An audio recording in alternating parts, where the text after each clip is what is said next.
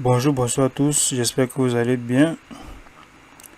Bienvenue dans cette nouvelle vidéo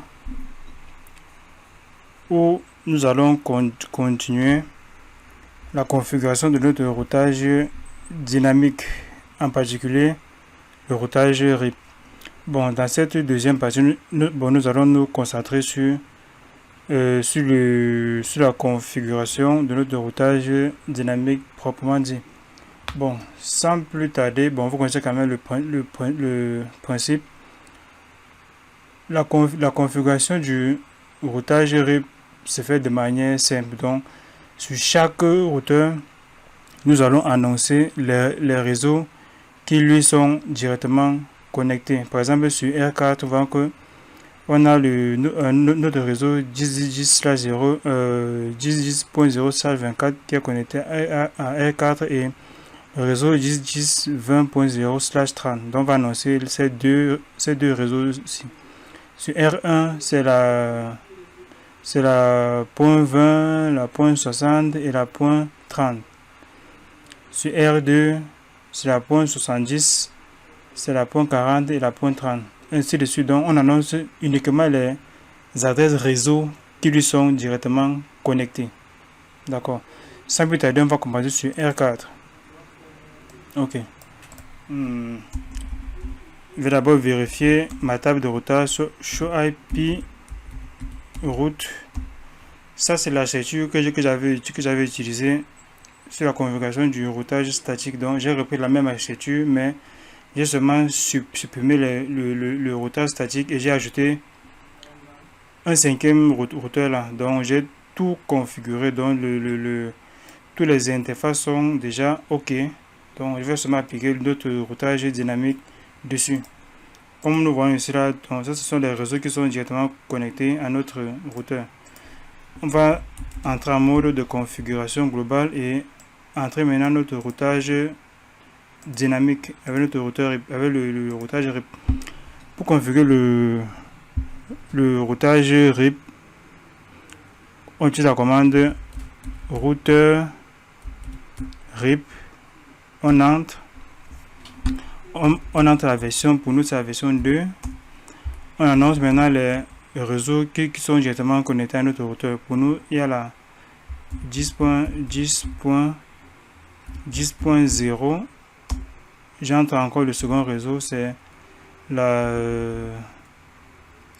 10.20, autant pour moi, 10.20. Ok, enfin maintenant, j'ai même la commande no auto summary. Voilà. Je sors maintenant. Je fais par exemple show IP route. Show IP route. Bon, pour l'instant, ça ne peut pas encore afficher puisqu'il faut que j'annonce d'abord la même chose sur R1 pour que R1 puisse voir son voisin. Maintenant, j'entre dans R1.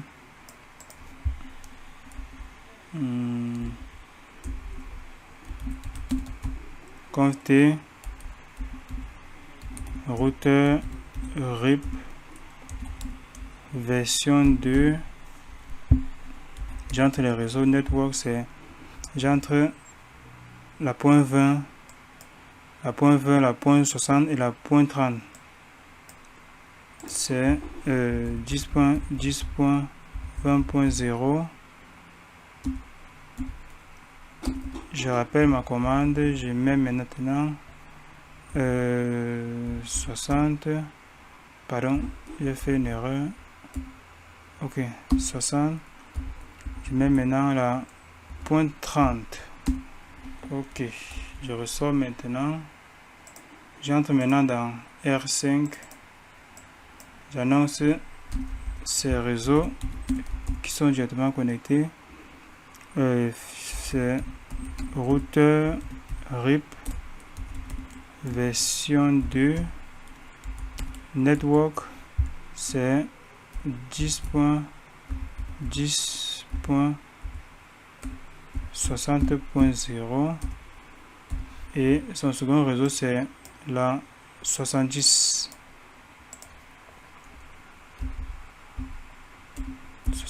Je valide.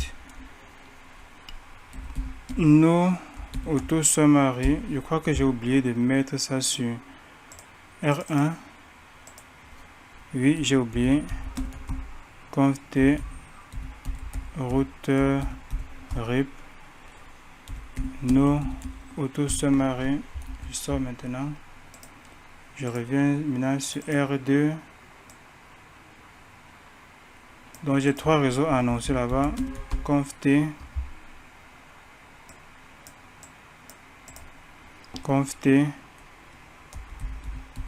routeur RIP version 2. J'entre mes différents réseaux. Il y a la .30, la .70 et la .40. 10.40.0. J'annonce aussi la 70 et j'annonce maintenant la 30. Ok, mais maintenant no auto summary. Je sors maintenant. Je vais maintenant sur mon dernier routeur qui est la R3.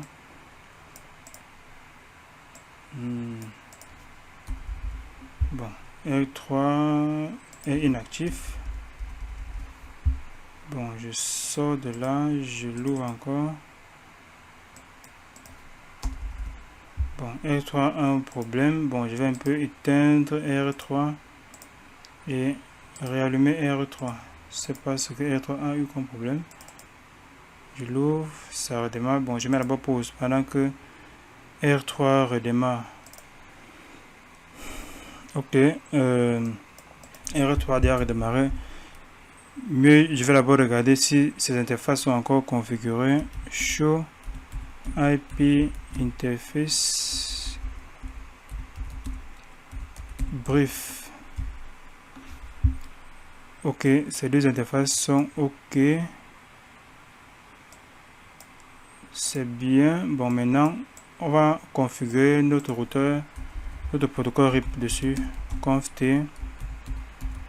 routeur RIP version 2. Effectivement, j'annonce mes deux réseaux, c'est la 40 et la 50. Ok, network 10.40.0. Ici on ne met pas le masque, donc sur RIP on n'annonce pas avec le masque. La 50. Valide. No auto summary. Maintenant je sors, je reviens un peu sur R4. Je vais rappeler ma commande show IP route pour voir la table de routage. Voilà, nous voyons ici que notre R1, notre R4 autant pour moi, a pris combien de routes,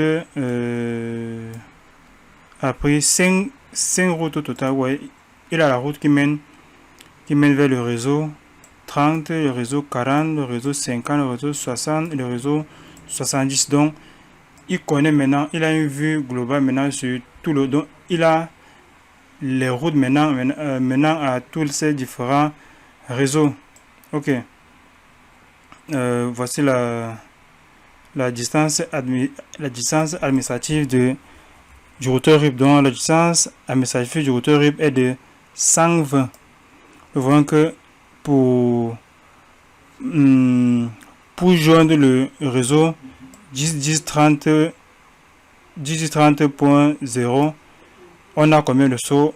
On passe seulement un seul saut. Le réseau 30 c'est où? Ça c'est le réseau 30. Or, le seul saut c'est le R1. Donc R4 traverse un seul saut pour joindre le réseau 30. C'est ce qui est vrai. Donc je l'avais expliqué lors de la précédente vidéo que RIP utilise ce qu'on appelle un protocole à vecteur de distance. Donc on voit que pour que R4 puisse joindre le réseau 30, il traverse un seul routeur qui est ici le nombre de sauts. Ok, vous voyez que pour joindre le réseau 50, il traverse 3 sauts, donc R1, R2 et R3. Comme ça, il joint notre réseau 50.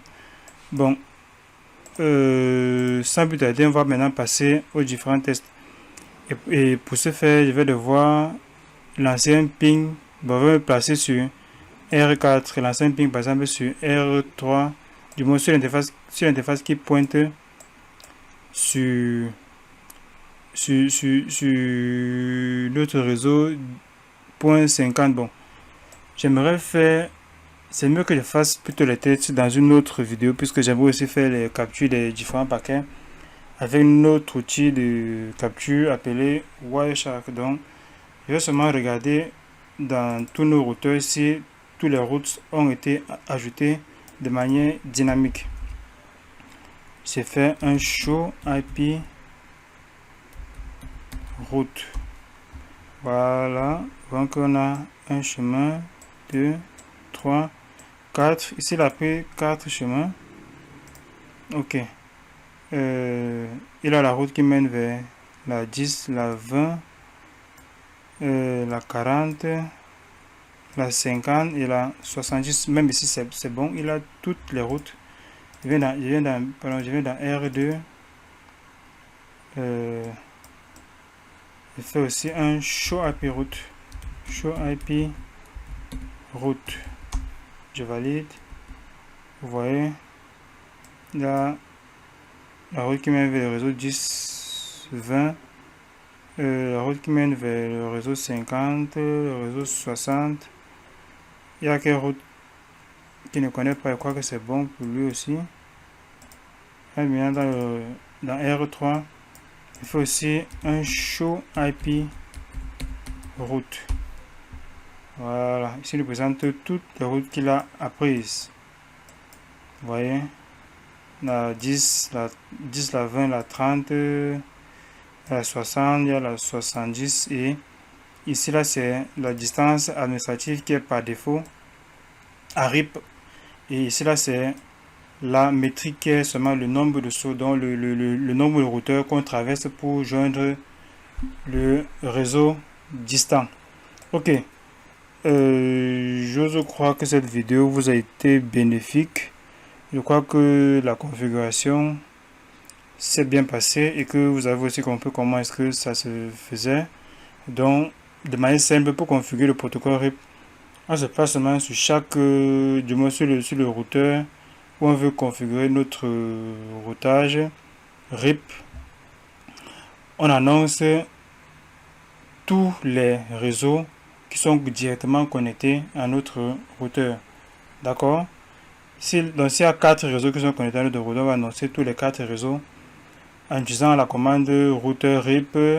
On entre la version qui est la version 2, puis on met la commande network, puis on annonce les différents réseaux, tout simplement sans mettre le masque de sous-réseau. Bon, je crois que la vidéo